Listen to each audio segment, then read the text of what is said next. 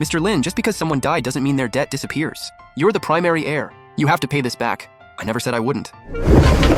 Here's 2 million. Consider this a goodwill gesture. Part of the interest up front. I'll handle the rest of the debt by taking over Liu Ruyan's company and legally pledging the equity back to you.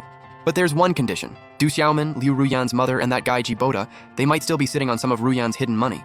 They're spreading rumors everywhere, accusing me of murder, trying to dodge the inheritance this way. If they succeed, you won't get a single cent. What Mr. Lin is saying is, don't let them mess with my daily life, and while you're at it, let them taste what it's like to be hounded by debt collectors. Since they want evidence, I'll let them drown in a swamp of debt first. Liu Ruyan's company is called Ruyan Trading. Fancy name, but it's really a dirty shell company.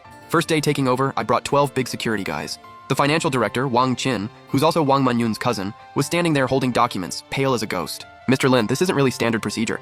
Mr. Liu just left and you're already firing us old employees so publicly? Standard procedure. Embezzling $380,000, ripping up incoming invoices. Director Wang, do you want to talk procedure with me or discuss life with the Economic Investigation Unit? I'll give you half an hour. Copy every single email and transaction record between Liu Ruyan and Jibota from your computer. Do it right, and that $380,000 is your severance. Screw it up, and you can go join your cousin in prison. In less than 20 minutes, I had everything I wanted.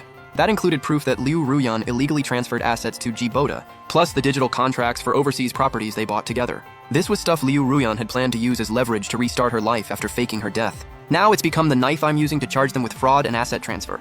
The sky was overcast. I stared at the numbers jumping in my bank account, feeling nothing inside.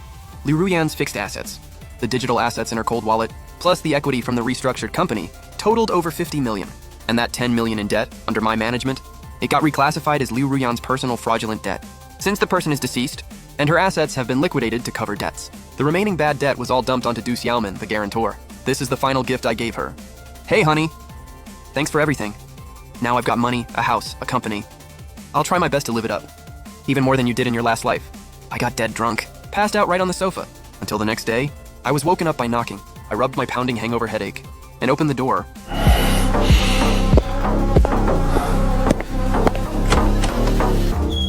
Outside were Wang Manyun and Du Xiaoman, plus a guy who looked a few years older than me. Probably Jibota, the guy I'd seen in my past life. His face was full of grief and anger. He was holding a little boy around 6 or 7. The kid looked a lot like Liu Ruyan. Could it be that this is Liu Ruyan's secret son with him? No wonder she didn't want kids after we got married. So she'd already had a child with Jibota long ago. All 3 of them looked sad, with heavy dark circles, and a few police officers were behind them. Officer, it's this guy. He cremated my daughter while she was still alive. Arrest him right now. Cremate him too. Let him taste what it's like. Let her taste it. I'd already expected this drama. Just didn't think it would come this fast. I pretended to sigh helplessly and said, Mom, can you please stop joking like that? Then I pulled out the death certificate. Officer, this is my wife's death certificate. My mother-in-law can't accept my wife's passing. She might be having some mental issues. This looks fine. I sighed and continued. My wife and I were married for 3 years. We had a really good relationship. I knew she wouldn't want her body to rot, so I had her cremated right away. Did I do something wrong? Du Xiaoman clutched her chest tightly. You're lying! My daughter was sick of you, you worthless piece of crap. If Bota hadn't been unable to get a divorce back then, Ruyan never would have married you out of spite. You did this on purpose. You cut in line to get her cremated, just to steal my daughter's inheritance and company. I called her company people yesterday, I confirmed it. What excuse do you have left? I put on a look of total disbelief. My eyes turned red like they were bleeding.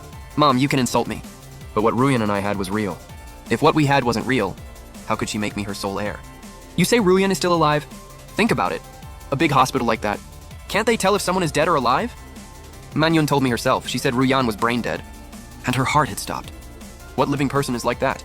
Du Xiaoman signaled Wang Manyun to speak, but Wang Manyun just kept her head down. Makes sense, honestly. If she admitted now that the death certificate was fake, her crime would be huge.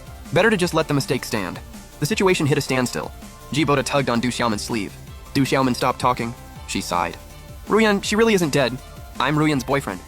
我是如烟的男朋友。